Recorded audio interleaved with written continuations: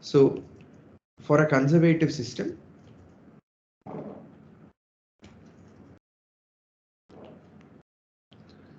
H is a function of Q1 and not time. There is no time in this. This can be written by defining Ji as integral Pi dqi. Okay, we can write H as a function of just the J's, and the corresponding coordinates, okay, theta 1 to theta f are, the term we use is cyclic. They are cyclic as in the Hamiltonian doesn't depend on them. Implies H is independent of thetas. That is what the word cyclic means in this context. And when this happens, if you write down Hamilton's equations of motion, Ji dot will be delta H by delta minus delta H by delta theta I, which will be 0, and theta I dot will be delta H by delta Ji, which will be some constant. We call it typically omega I, which is the angular frequency. Okay, so this becomes omega I is delta H by delta Ji becomes the definition of frequency in classical physics. So this is where we stopped last time, and we introduced the Bohr's quantum condition, and we introduced something called the Bohr's correspondence principle.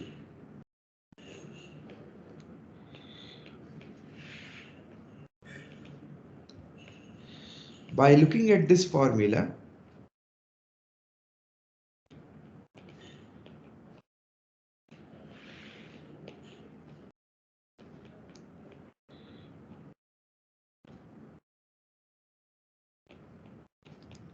for n much greater than s and n being a very large number, this formula reduces to 2rc by n cubed times s, which is of the form s times some nu naught, where nu naught is the frequency of the particle in the nth level, and nu going from n to n minus s basically becomes s times nu naught. Okay, so this is the correspondence. For large quantum numbers, the quantum formula should display classical behavior. Okay, so, yeah. While you say this, is there any relation between this correspondence principle and Ehrenfest theorem? Because even Ehrenfest theorem dealing with this relation with the classical one. No, but correspondence principle is stronger than the Ehrenfest theorem, right? Well, not stronger. They're talking about different things. What the Ehrenfest theorem says is that the principle of adiabatic invariance also holds in quantum theory. That is, quantum numbers. So these numbers in the Bohr's quantum condition, these integers, n is called the quantum number, okay? And there are different quantum numbers for a system because there are different action variables. If there are f degrees of freedom, there are f action variables. So there are in principle f quantum numbers for the system. But in the Ehrenfest theorem, I mean So what Ehrenfest theorem says is that n is a constant. That is, these quantum numbers don't change in an adiabatic process. That's but we studied another Ehrenfest theorem. It says that expectation value of these operators will be, I mean, the average values of the operator will be similar to this Newtonian result. Yes. I mean, yes. That Ehrenfest theorem is similar to this theorem. Yes, that's not the adiabatic theorem. That's a different theorem. Ehrenfest made several seminal discoveries, but that is not similar to this either. Okay, that is not similar to this either, because that's quite a general result. Bohr's correspondence principle is not so strong. Bohr's correspondence principle is like you look at the similarity of two formulae and you say that, okay, there must be something. Any quantum formula, it's a conjecture at best. It's not a theorem. Okay, what Bohr said is any quantum formula should have a corresponding classical behavior in the large quantum number limit. That is what Bohr is saying. It's about a guiding principle. It's a conjecture based on which they looked at possible quantum formulae which will help you recover the classical behavior in the large quantum number limit. That is the idea. Okay, sir. Does that clarify your question? Meaning, yes. Okay. Yeah. So that is the idea. Now, what we will see now is firstly how certain quantities can be computed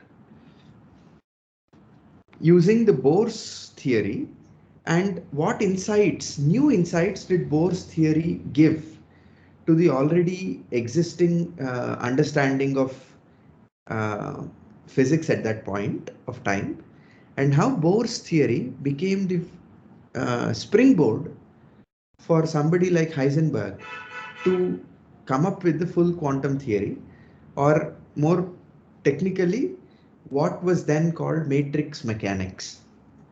Okay, so let us now look at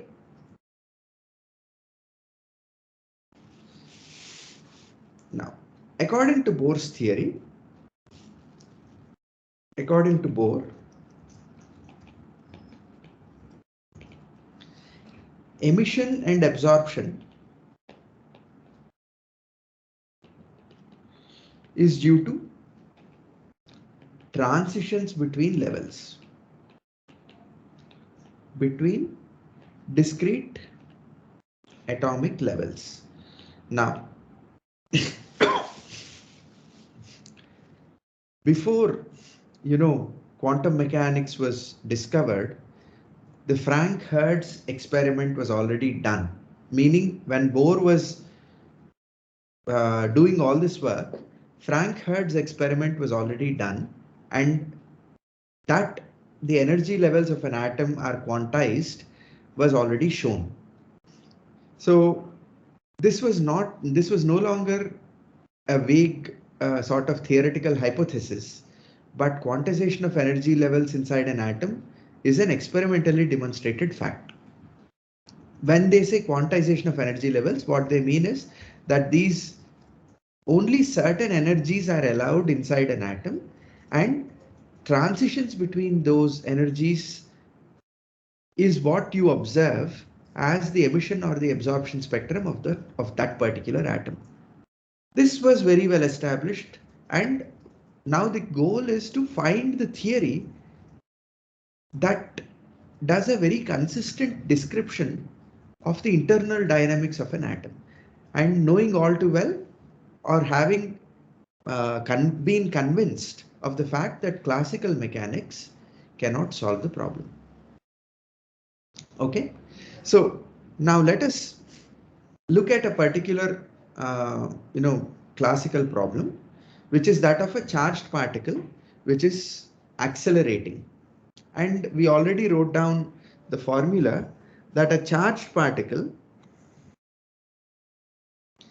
the rate at which the energy is emitted by the charged particle, or energy is lost by the charged particle, which is accelerating with an acceleration a, is going to be 2e squared. Let's say the charge of the particle is e, it's a single electron, then it's 3c cubed times a squared, where a is the acceleration. This was something that we already looked at. Okay, and now consider a positive charge and an electron inside an atom. Now this is ER bar. So the instantaneous dipole moment of the atom is given by ER bar. Okay.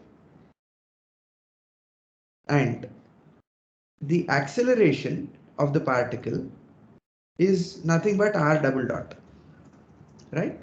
So this energy dE by dt can be written as 2 by 3 c cubed, okay, 2 by 3 c cubed, and the average value of the second derivative of, sorry, not whole squared, but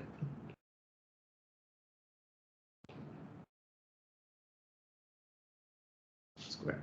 This is the magnitude of the oscillation, and this is the magnitude of the dipole moment. Okay, the second derivative of that squared, and the average value of that. The average value, because there is some internal dynamics which is happening at a much faster rate, and what you access from the experiment is only some average value of this quantity.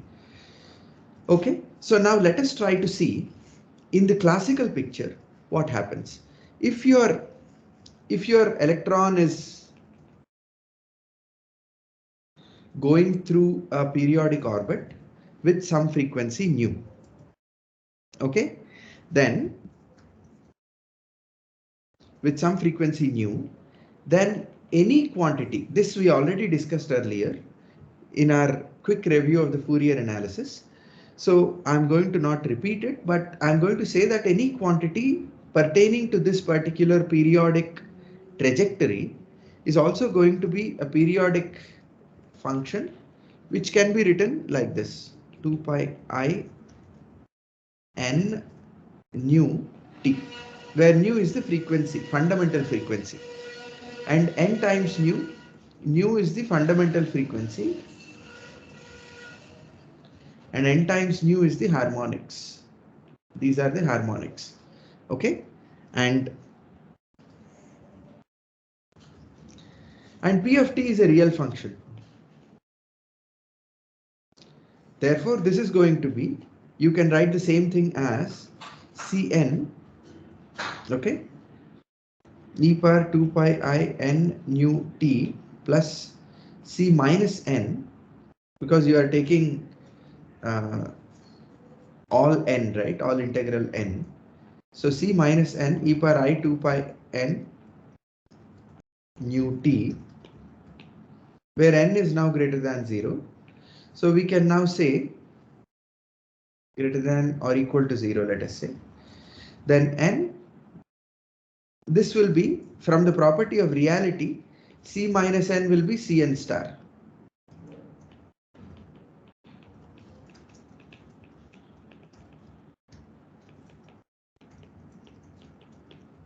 Okay. Now this can easily be written as 2 times real part of Cn, okay, summation over n, cos 2 pi n nu t plus 2 times imaginary part of Cn sin 2 pi n nu t. Anybody here who doesn't understand this step? I've written e power 2 pi I n nu t as cos 2 pi plus I sin 2 pi, and then I have taken that Cn plus Cn star by 2 is real part of Cn, and Cn minus Cn star by 2i is the imaginary part of Cn, and using these I have now rewritten this expression. Okay, and so this is the, and when I want to compute, if I want to compute p double dot, okay, p double dot is going to be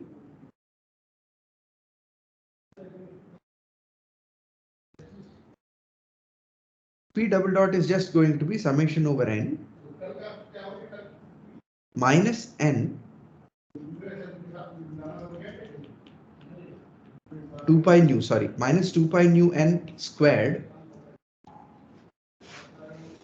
2 times real part of Cn, the same thing, 2 pi n nu, because if you differentiate cosine twice, you basically get minus omega squared of cosine omega t, right? So that's what happens. And similarly with the sine.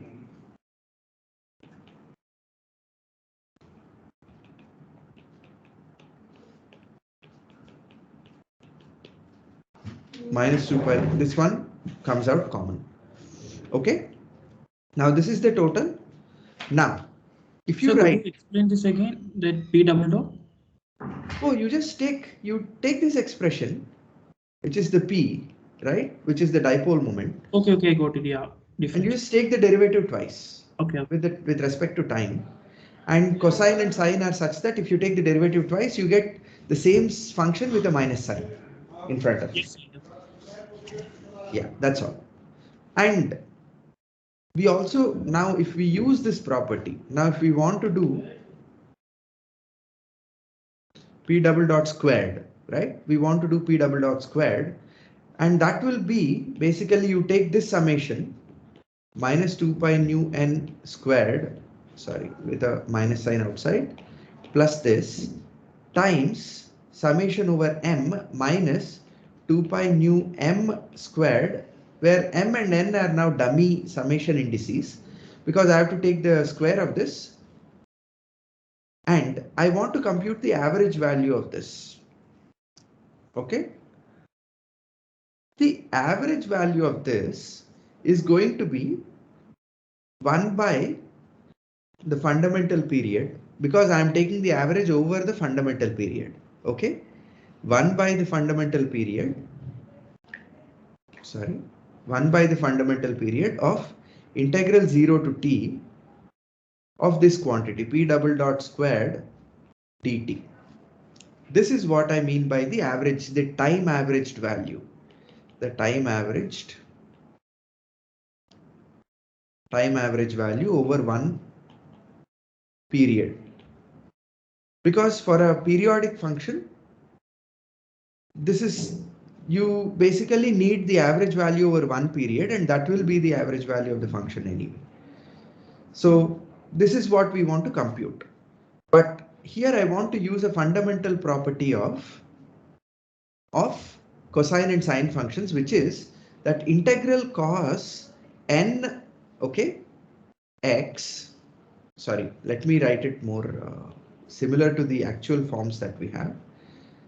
These are properties that you already know, so I'm not going to belabor the point, but let us say you have 2 pi n nu t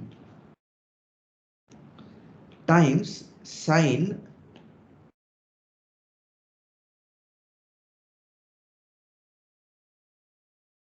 let me write,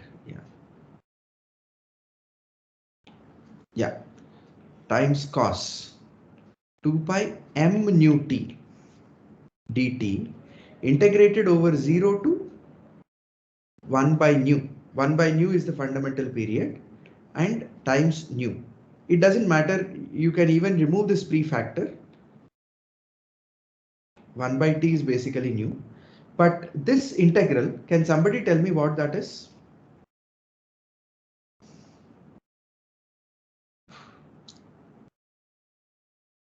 This integral, what value will it have? I mean, it will be two values if m equal to n and m not equal to n, right? Exactly. When m is equal to n, you will have a non-zero value for this integral. And when m is not equal to n, this integral will be identically zero. Right? Yes. So it will be proportional to delta nm, which is the Kronecker delta. All of you, the Kronecker delta. Everyone is familiar with the Kronecker delta symbol, right? Delta nm is Yeah. 0 for n not equal to m. Yeah, exactly. So this is the Kronecker delta, and a similar thing holds for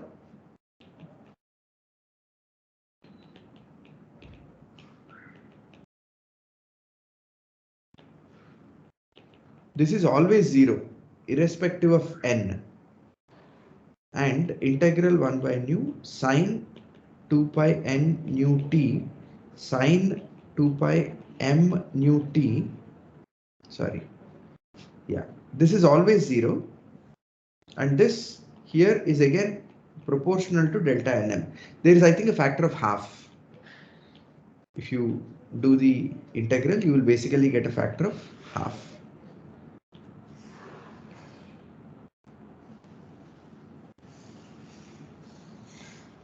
This is going to be delta nm by 2. Now, if you use these integrals, you can see that in this summation, basically the only non-zero terms, because you have a summation over m and a summation over n. And this expression p double dot squared will have a summation where these average value has integrals of these forms for different n's and m's. And it is now very clear that only those components where n is equal to m from each summation will have a non-zero value and all others will have zero values, right? Is that clear to everyone?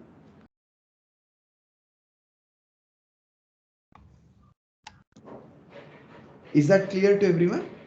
So this, I want you to work out this. This will come out to be, okay, this will come out to be summation over n 2 pi n nu now to the power 4, okay, times real value of, so we have 2 times 2, 4, and you have,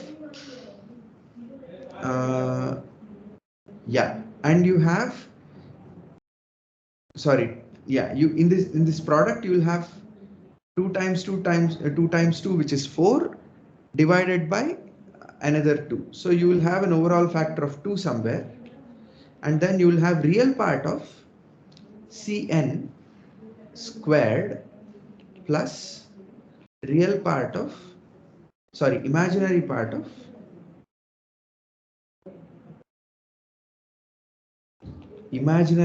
Cn squared. Okay, so this will be the average value. Okay, but real part of Cn squared plus imaginary part of Cn squared, real part of Z squared plus imaginary part of Z squared for any complex number is basically mod Cn squared, right? So therefore, this summation, this average value, sorry, I keep pressing the home button, is nothing but a simple summation of 2 pi n nu power 4, and there is a factor 2 somewhere, and mod Cn squared. Okay, so this is what we get. Now, since this is of the form summation over Pn double dot squared, not whole squared, where Pn double dot, this quantity is nothing but 2 times 2 pi n nu power 4 mod Cn squared, right? So this is, you know, what we now see is classically the, okay, the rate of loss of energy in that component of frequency which is given by the nth harmonic. You can now write that as, we can define this to be 2 by 3 c cubed of 2 times 2 pi n nu power 4 mod Cn squared. Okay, we can write it more cleanly, so let us just write it as 4 by 3 c cubed. So all I did here was to plug in this value into this formula, 2 by 3, this one. Okay, so now this is what the classical, so if you do a, so what we have just seen is, if you do a Fourier analysis of the solution of the classical problem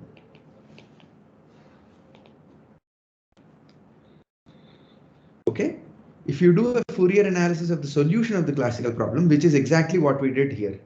So if you solve the classical problem, we get a periodic solution, and that periodic solution can always be written in terms of a Fourier series like this. I did not tell you exactly, we are not interested in the exact solution, but the form of the solution. So I wrote a general Fourier series which has a fundamental frequency of nu and a harmonic series, a set of harmonic frequencies given by n times nu. And I computed this particular quantity using the nice properties of cosines and sines and the integrals of those. And what I found was that the emission of this, or the power of the, the rate of energy is basically power, right? So if you now calculate power per unit area of a particular frequency that is being emitted by an atom, that becomes the intensity. So d by dt, dE by dt is power, and power per unit area is intensity. And radiation is traditionally measured in intensity, right? So you can measure the intensity of the emitted or absorbed radiation of an atom or a bunch of atoms, and that is what people have been doing. So what classical theory tells you is, if you know the Fourier solution to the problem, then the intensity of a particular component in the harmonic sequence can be predicted. That is, the intensity of the nth harmonic line of that particular fundamental frequency can now be predicted as proportional to the square of the absolute value of the Fourier component of the dipole moment. Now, this is something classical theory predicts. Of course, this fails in the context of atoms because atoms don't emit harmonic radiation. But Bohr looked at this problem and he felt, my theory cannot make a prediction like that, because we don't know how to write the Fourier series, or we have started by rejecting the entire structure or the mathematical structure of Fourier series, because that only gives you harmonics. But there is a certain advantage to that method. That is, if you know the Fourier series expansion of a particular periodic function, then you can predict the intensity of the nth harmonic line in that spectrum, if the spectrum were harmonic. But Bohr's method has no such provision, meaning that he has not yet discovered any equivalent procedure which can be applied to an atom so as to predict the intensity of the radiation. Okay, so this was a problem which had remained even after Bohr made all these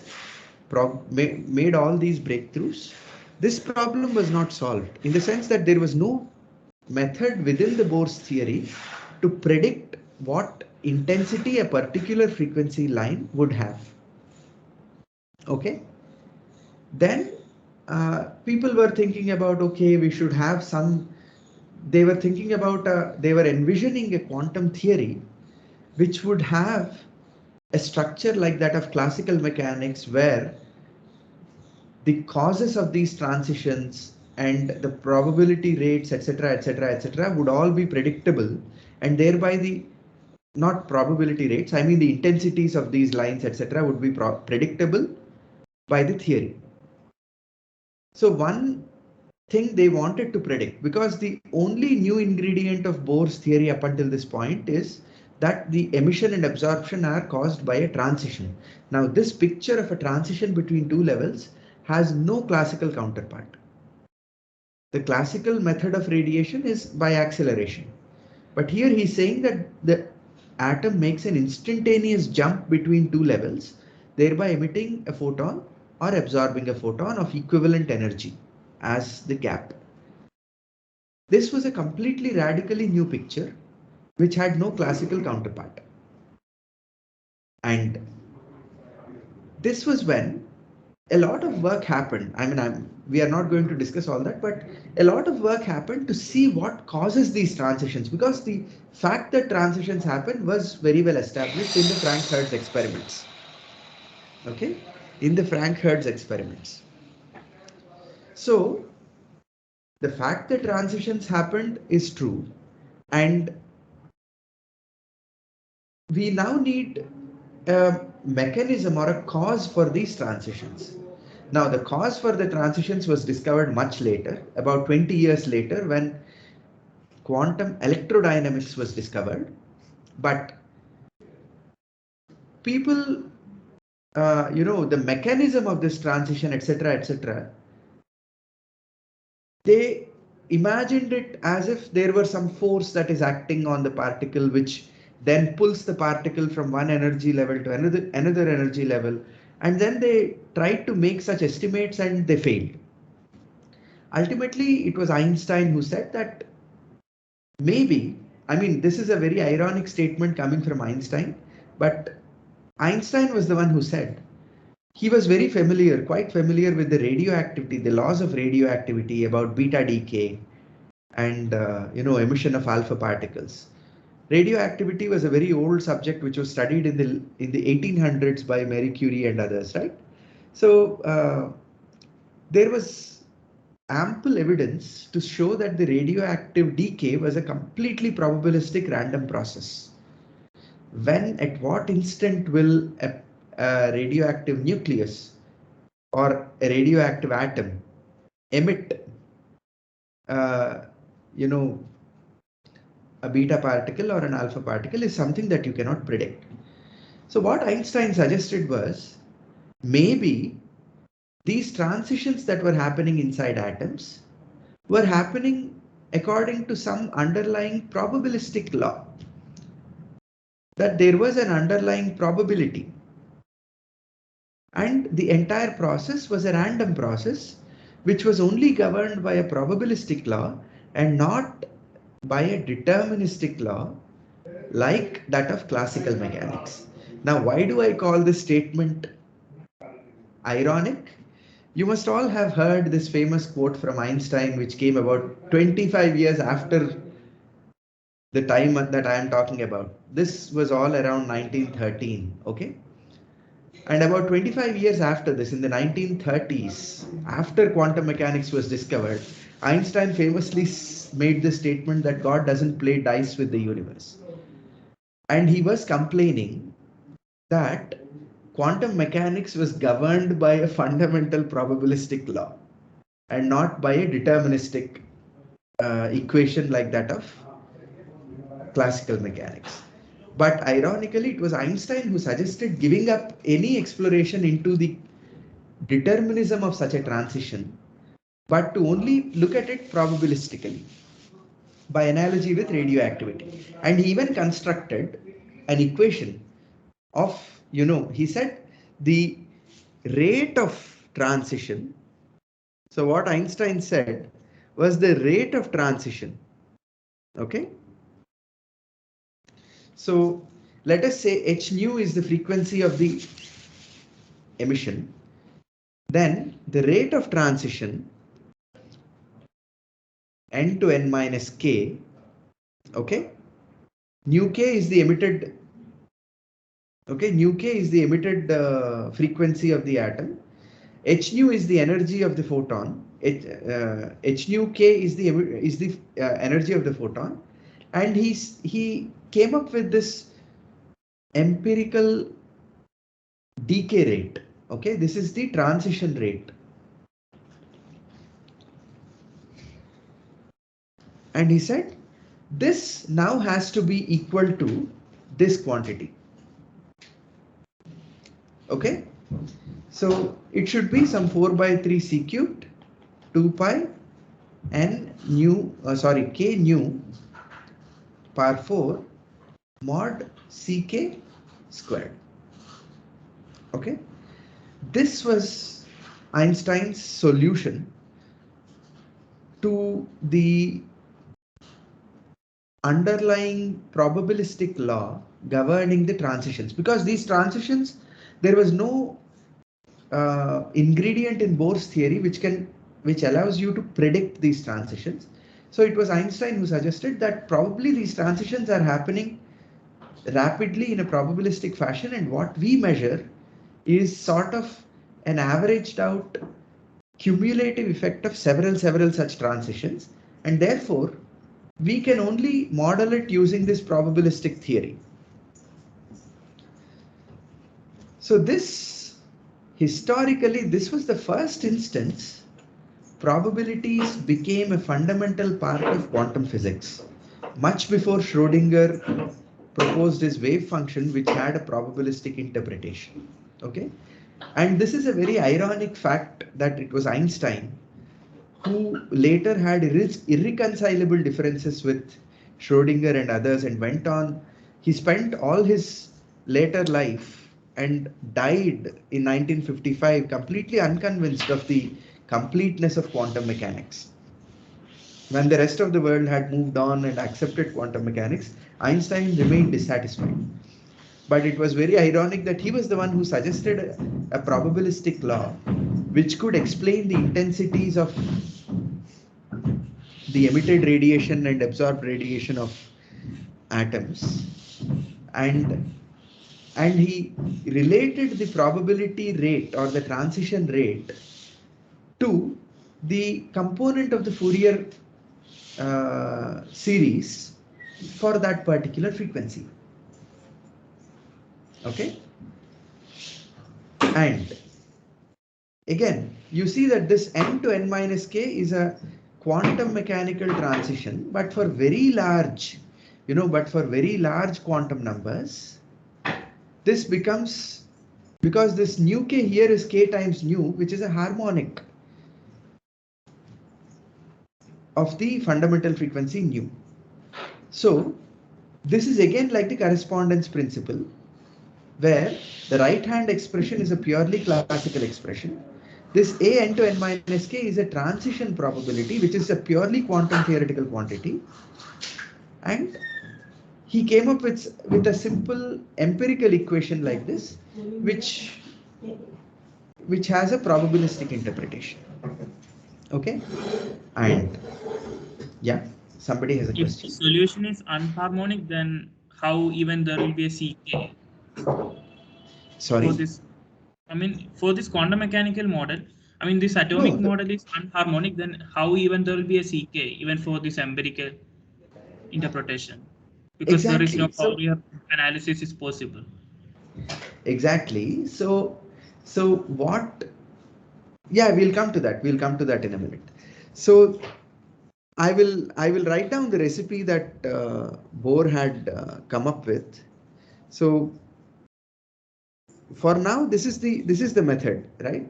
What Bohr did was basically okay. Let's just write that recipe probably, and then it becomes clearer.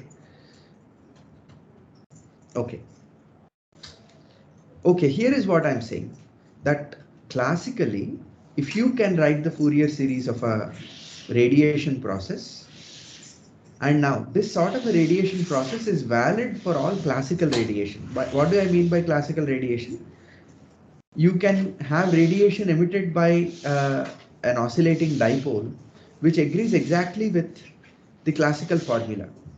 But what people observed was that atomic radiation, that is the atomic spectra, did not have a harmonic behavior. Classical radiation always had a harmonic behavior, and there was a well-defined theory, well-established theory to describe that. And that theory is given by the right-hand side of it. This is classical. You agree with that? Yes. Yeah.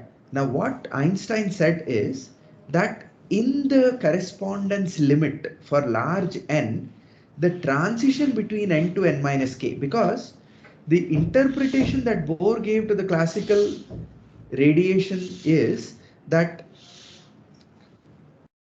if so, according to Bohr, what did Bohr say? If you if you have a transition from n to n minus k for n much greater than 1 and n much greater than k, nu n minus k is approximately equal to k times nu naught, right?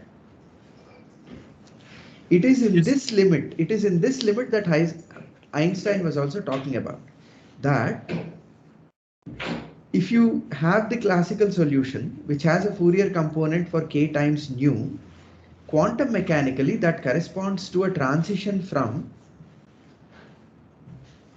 n to n minus k for very large n, right?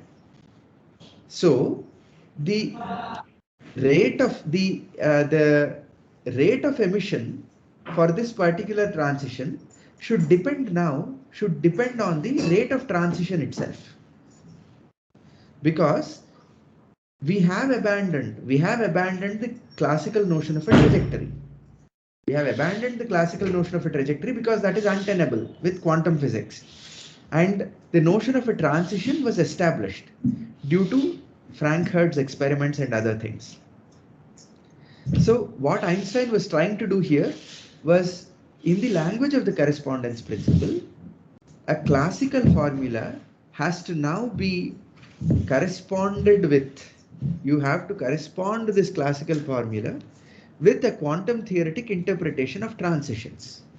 And that naturally means that you measure a certain intensity classically for a particular frequent harmonic of a classical radiation process. Einstein interpreted that as an intensity due to several microscopic quantum processes happening where transitions are happening. And this is that transition rate. It's an interpretation, basically. Microscopically, charged particles are not being accelerated, but they are undergoing transitions inside atoms. That is the process through which radiation happens. It appears like acceleration of charged particles when you are talking about radiation from atoms, that is. Of course, you can emit radiation like in the cyclotron or synchrotron case by accelerating free electrons. That is not the case that poses any problems. That can be described by classical behavior, by the classical theory very well.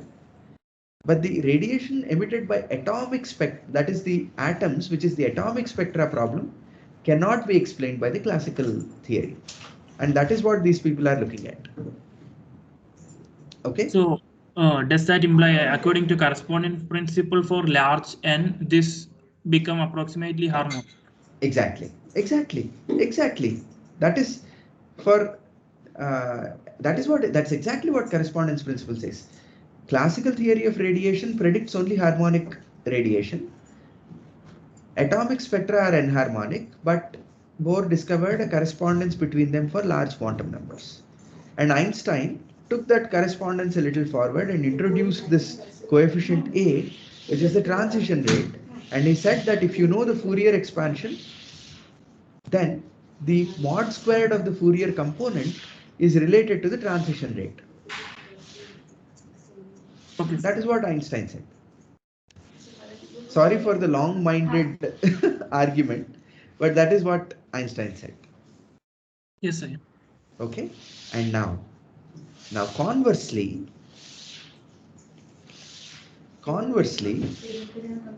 what this means is, if you have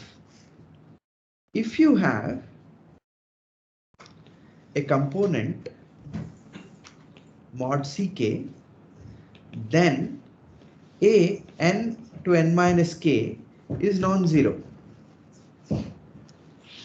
If mod Ck is 0 for any k, then a n to n minus k has to be 0. Okay. Conversely, from this formula, this suddenly to Bohr, this converse property of this relation gave him a very non-classical idea of what is called selection rules. And he applied it to the harmonic oscillator. For a harmonic oscillator, there is a single frequency nu, right? A harmonic oscillator, like a spring mass system, oscillates with a single frequency nu, and it does not have higher harmonics. Therefore, P of t, if you have a charged particle which is oscillating, like in a, say, a dipole or antenna or a dipole oscillator, then this charged particle's dipole moment or any physical variable of that charged particle is basically oscillating with a frequency nu. So it will have something like C plus e to the power of I 2 pi nu t plus C minus e to the power of minus I 2 pi nu t. This will be the Fourier series for some C plus and C minus, and C plus will be equal to C minus star since P of t is real. All right. This converse observation that Bohr made immediately means that since only the first harmonic or the fundamental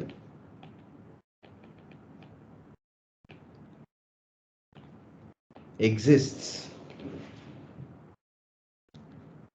Bohr immediately concluded that in the picture of transitions or in the language of transitions, this only corresponds to transitions which are plus minus 1. That is S equal to 1, basically.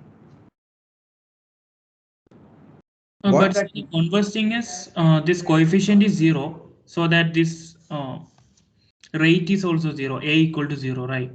And how? Listen. This is the argument. In the Fourier series of a purely harmonic oscillator, there is only one component, which is this. You don't have the higher harmonics, right? Because a harmonic oscillator, the solution is cos 2 pi nu t. That's it. There is no cos 2 pi times 2 nu t, cos 2 pi times 3 nu t, and all don't come into the solution of a simple linear harmonic oscillator, right? Yes. Which means that only the fundamental frequency exists and all higher harmonics are 0. Take that simple Fourier series result, which is true mathematically. You write down this equation d squared by dt squared of x plus omega naught squared x equal to 0. The solution, no matter what you do, the solution is basically this, right? And no higher harmonics exist. How do you understand this result in the language of transitions? No higher harmonics of omega naught. What is the interpretation of this statement in the language of transitions? Right? What does it mean? It means nu n to n minus k approximately becomes k times nu naught. Only k equal to 1 exists for simple harmonic oscillator. Therefore, nu n to n plus minus 1. That's all. That's the only possibility. Is the only possibility.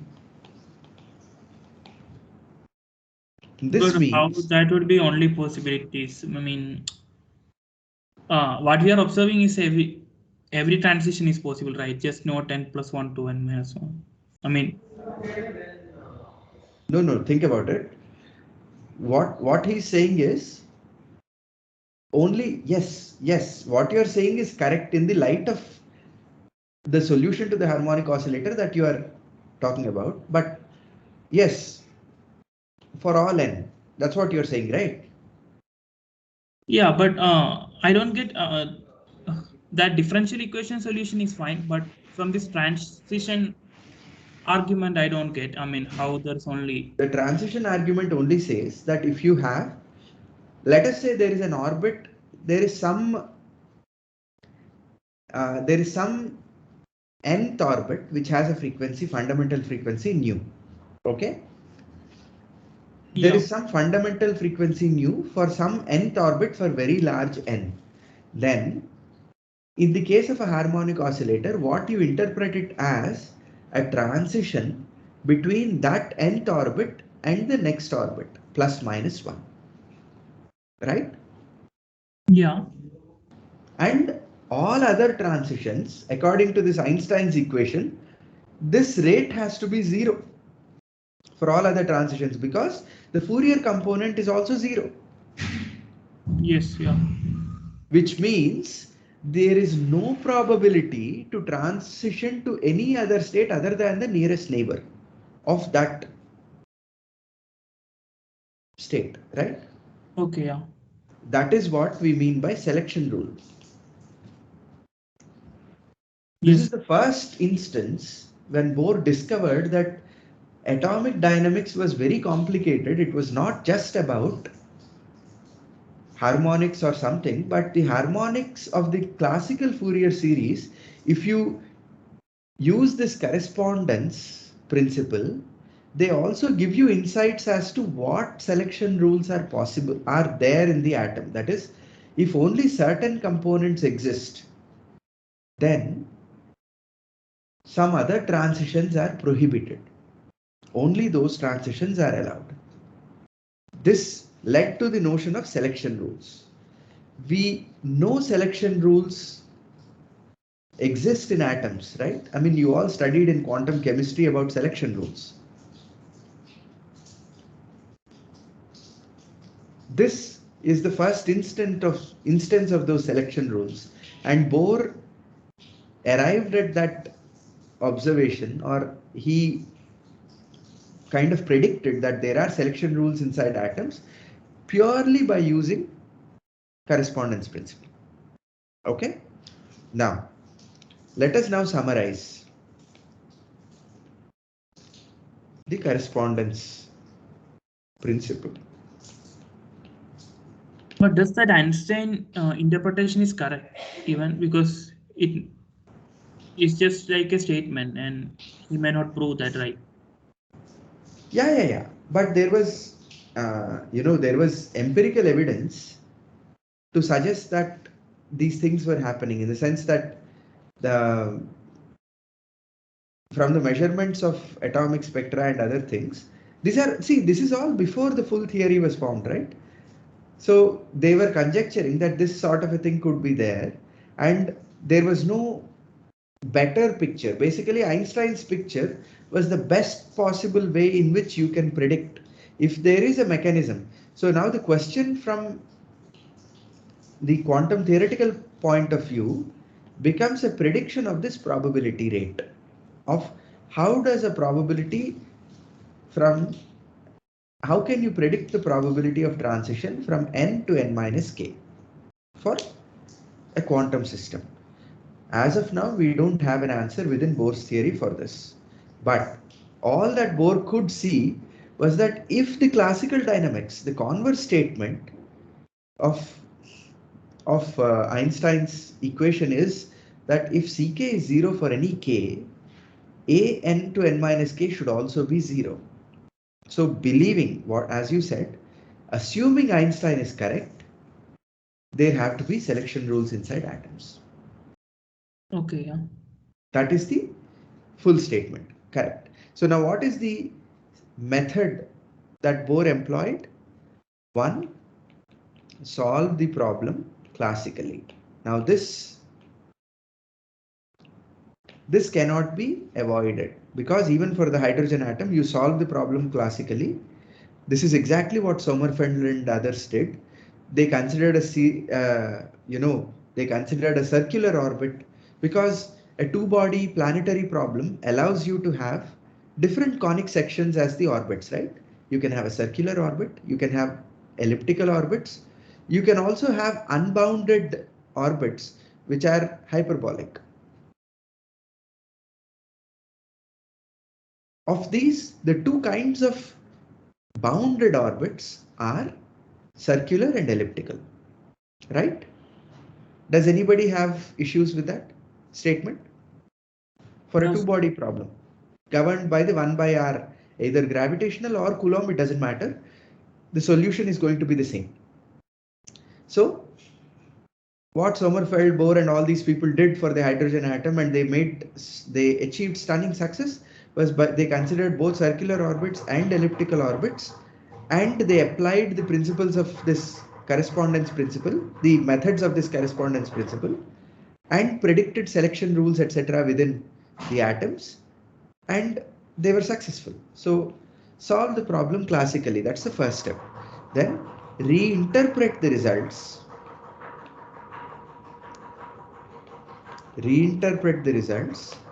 Okay, solve the problem classically, and I'll call this 3, and express the solution as a Fourier series. Okay, that's the next step. And then reinterpret the results. Frequency nu k, which is equal to k times nu naught, is now interpreted as nu n to n minus k for some large n. Okay, this is what we did.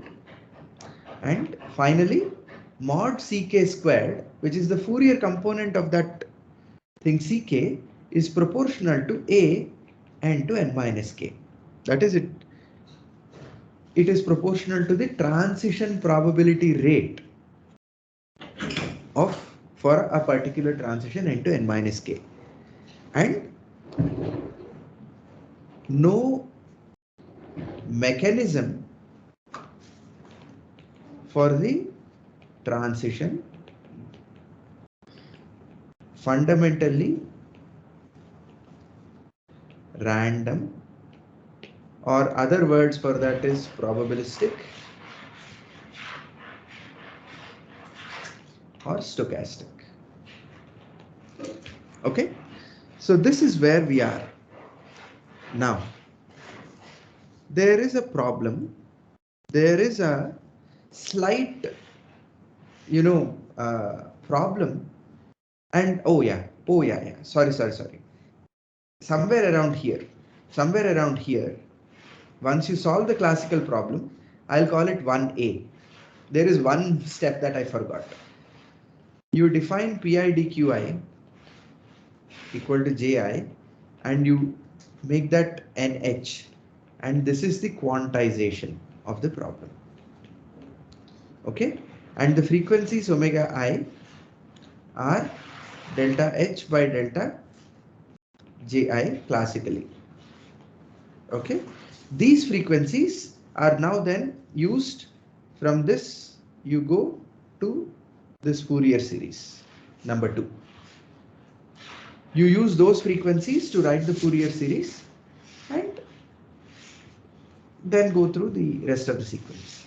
Okay, so this is the method that Bohr applied, and this is the method of the correspondence principle, and this is Bohr's theory basically. Usually we talk about Bohr's theory as the transitions, but here we have gone into a little more detail to look at what the thought process is. But of course there are several problems to this theory. One, this is the quantization condition, right? The quantization condition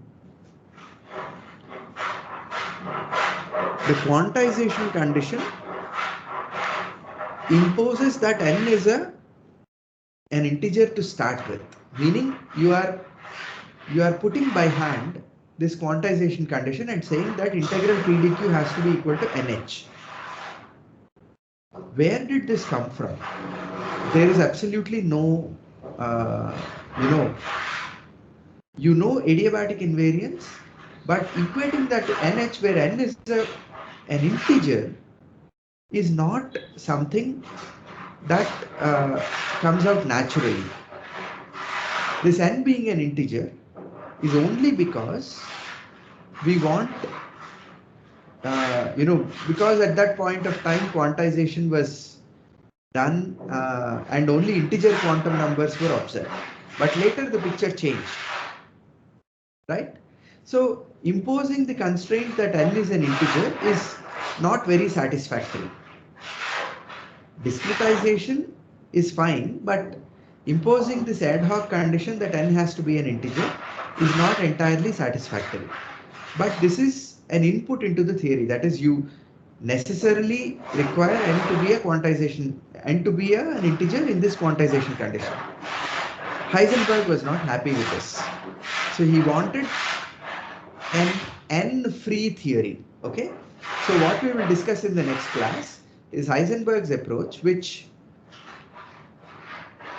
Heisenberg's modification. What Heisenberg did was a modification of Bohr's theory, where he wanted the quantum formulae to be valid for all n. Now that's a very ambitious task, because the quantum formula for the frequency of an atom is the difference of two terms, whereas the classical formula is a harmonic series. And of course, Bohr discovered a correspondence for large quantum numbers n. What Heisenberg wanted to do was, I want to now come up with a formula which works for all n. This was his starting point. He did not, of course, succeed in that. But in the process, in making that attempt, he discovered something more fundamental, and that became quantum mechanics. So we will walk the path that Heisenberg walked in Monday's class. So Friday is a holiday, so we will not meet on Friday. We will meet on Monday. Okay?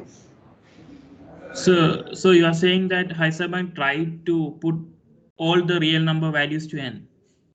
I mean, not all the real number values. No, there were two. So I'll clarify on Monday. We'll spend a little more time on this aspect. It's now past 1:10 anyway, so I don't want to start on that. Just consider this the ending of today's lecture, the summary of the correspondence principle. What Heisenberg did, what arguments he had, etc. We'll take up afresh on Monday. I have one more doubt. That you wrote that CK square is equal to 0. That means CK into CK conjugate complex conjugate of CK equal to 0. Sorry. When you are saying mod of CK square is equal to 0, and CK into complex conjugate of CK equal to 0. That means CK has to be 0, right? Yeah, so how does that imply K should take the value 1? Because you are saying that mu n to n minus K, it will be only... Sorry, I did not get your question at all. CK is the component of the Fourier series, right? Yes, sir. When component of a Fourier series is equal to 0, then 0. How we are saying that selection rule is true, like only just one transition. So that just means, so what does it mean for that Fourier series? It means the kth harmonic doesn't exist, right? For that system, you won't find any radiation at the kth harmonic classically. Yeah. What that corresponds to in the quantum language is that the n to n minus k transition is disallowed. That's all. Okay. All right. So my notes, my lecture notes that I uploaded, it's called Birth of Quantum Mechanics. That's quite elaborate. Go through it in this section. Yeah. Before Monday's class, and we will anyway keep revisiting these ideas. Heisenberg's work is very closely related to Bohr's, but he only wanted to extend it for all n. And another thing he wanted to do was, he did not want to put in this ad hoc criterion, meaning he did not want to put in n as an integer externally. He wanted n to come out as a natural consequence of the discreteness of the energy levels. Yes. Okay, that is, he wanted, he believed that discrete energy levels were discrete. So this is basically a generational gap. Okay, why do we train you guys? If I know physics at the level I know, why should you guys go into research? It's because I come from a generation and I have my hang-ups. A young guy who has no such baggage thinks afresh and solves a problem much better. So this is the approach. So Bohr had his hang-ups. So he could only come up with a certain solution which had a certain limitation because of his conditioning. Heisenberg didn't have that limitation. So he said, I am from the generation post Frank Hertz's experiments. I don't have to start with the classical dynamics because I know for a fact that energy levels inside an atom are discretized. I will start there and then look at what happens to the theory, and we'll see what kind of approach he took. And he achieved tremendous success. And then, of course, Schrödinger improved upon Heisenberg's theory and made it mathematically very, very, very simple. So once we discuss Heisenberg's theory, which is of matrix mechanics, Schrödinger's theory falls in place very quickly after that, and we will see how. So the next 1 to 2 weeks will be entirely on this aspect, and then once we discuss Schrödinger's, once we finish Schrödinger's theory, we will move to special relativity, which will be the final part of the course. So one more last question. When the Frank Hertz experiment conducted, it is about 1890s, right? Yeah. It's much before, I mean, if the I don't know the transition is exact already date. followed by I that don't, experiment, I then don't remember. Go on. yeah, if the transition is already established by that experiment, how then the quantization should also be established at that time before Planck, right?